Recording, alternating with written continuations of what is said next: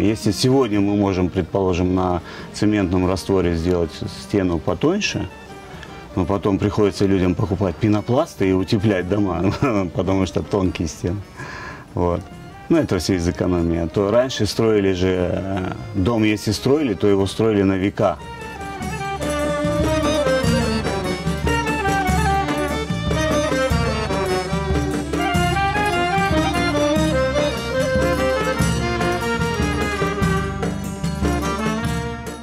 Стены, обыкновенные глиняные стены, саман, халып, глину мешали с соломой, формовали кирпич и закладывали.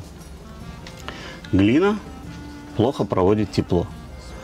Ну, соответственно, дом долго теряет тепло и долго нагревается. То есть зимой он теплый, а летом прохладный.